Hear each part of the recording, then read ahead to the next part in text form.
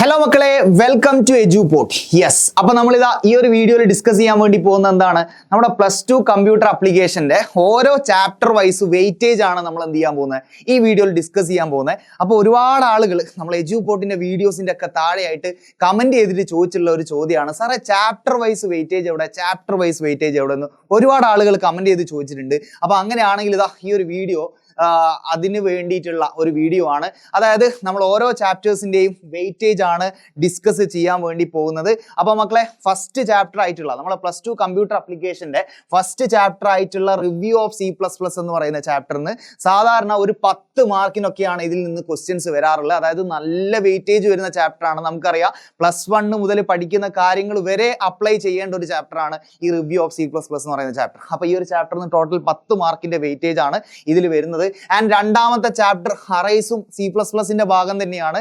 And ഇത് അത്യാവശ്യം എന്താണ്, കുറച്ച് ചെറിയ ചാപ്റ്റർ ആണ്. അതുകൊണ്ട് തന്നെ ഇതിൽ നിന്ന് ഒരു 5 മാർക്സിന്റെ ഒക്കെ വെയിറ്റേജ് ആണ്, അല്ലെങ്കിൽ 5 മാർക്സിന്റെ ഒക്കെ ക്വസ്റ്റ്യൻസ് ആണ് അധികം പരീക്ഷയ്ക്ക് ചോദിക്കാറുള്ളത്. ഒരു 5 to 6 മാർക്ക് ഒക്കെ നമുക്ക് എന്ത് ചെയ്യാം, ഈ ഒരു ചാപ്റ്ററിന് 5 വെയിറ്റേജ് പറയുന്നുണ്ടെങ്കിൽ ഒരു പക്ഷേ 5 മുതൽ ഒരു 7 വരെ ഒക്കെ മേ ബി വെയിറ്റേജ് നമുക്ക് എക്സ്പെക്ട് ചെയ്യാൻ പറ്റുന്ന ഒരു ചാപ്റ്റർ ആണ് അറേസ് എന്ന് പറയുന്നത്.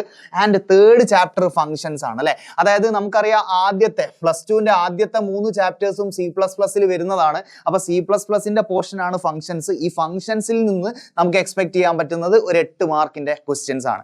ഓക്കെ അല്ലേ. ഇനിയിപ്പോൾ ബാക്കിയുള്ള ചാപ്റ്റേഴ്സിലേക്ക് വന്നു കഴിഞ്ഞാൽ ഈ 4 മുതൽ 7 വരെ, അതായത് web technology, web designing, JavaScript അല്ലെ, അതുപോലെ തന്നെ വെബ് ഹോസ്റ്റിംഗ്, ഈ 4 ചാപ്റ്റേഴ്സിന്റെ പ്രത്യേകത ഇത് ആക്ച്വലി വെബ് എന്ന് പറയുന്ന ഒരു ഏരിയയുമായിട്ട് ബന്ധപ്പെട്ടിട്ടുള്ള ടോപ്പിക്സ് ആണ് അല്ലെ. അപ്പൊ ഈ 4 ചാപ്റ്റേഴ്സിന്റെ വെയിറ്റേജ് വരുന്നത് ഇങ്ങനെയാണ്. ഇതിൽ ഏറ്റവും ഇമ്പോർട്ടന്റ് ആയിട്ട് നമ്മൾ കാണേണ്ടത് ഏതാണെന്ന് വെച്ച് കഴിഞ്ഞാൽ 4ാമത്തെ ചാപ്റ്റർ ആണ്. അതായത് 4ാമത്തെ ചാപ്റ്ററിന് 10 മാർക്കിന്റെ ക്വസ്റ്റ്യൻസ് ആണ് സാധാരണ വരുന്നത്.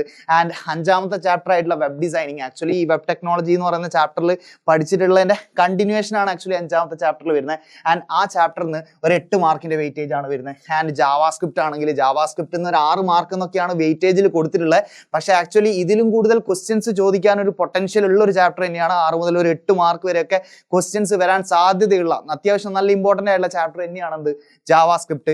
ആൻഡ് 7ാമത്തെ ചാപ്റ്റർ അല്ലെ, 7ാമത്തെ ചാപ്റ്റർ വെബ് ഹോസ്റ്റിംഗ് ആണ്. വെബ് ഹോസ്റ്റിംഗ് എന്ന് പറഞ്ഞാൽ വെറും തിയറി മാത്രം വരുന്ന കാര്യങ്ങളാണ്. കുറെ സിമ്പിൾ ആയിട്ടുള്ള ഒരുപാട് ബേസിക് കാര്യങ്ങൾ മാത്രം തന്നെ പഠിച്ചാൽ, അതായത് വല്ലാതെ ഇൻഡയറക്റ്റ് ക്വസ്റ്റ്യൻസ് ഒന്നും ചോദിക്കാതെ ഡയറക്റ്റ് ക്വസ്റ്റ്യൻസ് തന്നെ ചോദിക്കുന്ന ഒരു സിമ്പിൾ ആയിട്ടുള്ള ഒരു ചാപ്റ്റർ ആണ് വെബ് ഹോസ്റ്റിംഗ്. ഈ വെബ് ഹോസ്റ്റിംഗ് ഇന്ന് ടോട്ടൽ നമുക്ക് 4 മാർക്സിന്റെ ക്വസ്റ്റ്യൻസ് ഒക്കെയാണ് സാധാരണയായിട്ട് വരാറുള്ളത്. അതായത് പൊതുവെ നമുക്കറിയാം വെബ് ഹോസ്റ്റിംഗ് ഇന്ന് ഡിഫറെന്റ് ടൈപ്സ് ഓഫ് ഹോസ്റ്റിംഗ്, അതുപോലെ തന്നെ CMS എന്താണ്, ഫ്രീ ഹോസ്റ്റിംഗ് എന്താണ്, ഇതൊക്കെ തന്നെയാണ് പരീക്ഷയ്ക്ക് സ്ഥിരം റിപ്പീറ്റ് ചെയ്ത് എന്ത് ചെയ്യുന്നത്, ഈ ചാപ്റ്ററിന് ചോദിക്കുന്നത്. അങ്ങനെയാണെങ്കിൽ ബാക്കിയുള്ള 4 ചാപ്റ്റേഴ്സ് വരുന്നത് എങ്ങനെയാണെന്ന് വെച്ചാൽ, നമുക്കറിയാം ഈ ഡാറ്റാബേസ് മാനേജ്മെന്റ് സിസ്റ്റവും SQL കണക്റ്റഡ് ആയിട്ട് വരുന്ന ചാപ്റ്റേഴ്സ് ആണ്. അതായത് ഡാറ്റാബേസ് എന്ന് പറയുന്ന ഒരു ഏരിയ റിലേറ്റഡ് ആയിട്ടുള്ള 2 ചാപ്റ്റേഴ്സ് ആണ്. ഈ ചാപ്റ്റേഴ്സിന്റെ വെയിറ്റേജ് വരുന്നത് മക്കളെ ഇങ്ങനെയാണ്.